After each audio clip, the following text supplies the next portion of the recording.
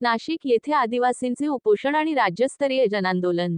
प्रतिनिधी मनसूर तडवी। नाशिक राज्यातील 13 जिल्ह्यातील 17 संवर्ग आदिवासी पेसा पदभरतीसाठी व आदिवासी जमातीत घुसखोरी केलेल्या बोगसांना हाकलून लावण्यासाठी तसेच विविध मागण्यासाठी बुधवार 28 ऑगस्ट 2024 रोजी लाखाच्या आसपास महिला पुरुष आदिवासींचा आक्रोश आंदोलन मोर्चा काढण्यात आला।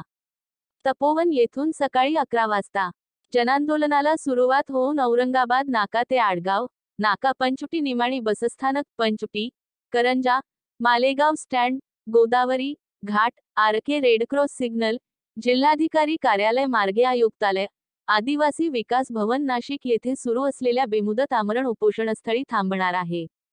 गेल्या 28 दिवसापासून आदिवासी मुला मुलींचे उपोषण सुरू असून आतापर्यंत राज्य सरकारने मागण्या मंजूर करण्यासाठी कोणतेही पाऊल उचलले नसून म्हणूनच राज्यातील आदिवासी समाजावर आंदोलनाची वेळ आली आहे। या आंदोलनात सर्वच महाराष्ट्रातील आदिवासी संघटनांनी भाग घेतलेला आहे।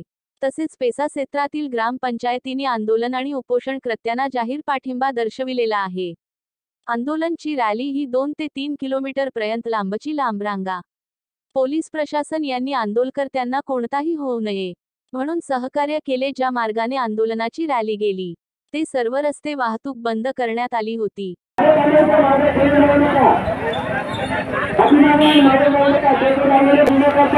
आपण मागे अजून आपल्याला मोर्चा सुरू करायचा आहे। पण आपण उभे राहायचं आहे दुपार थोडंसं आपण या मोर्चामध्ये सामील होतो आहोत।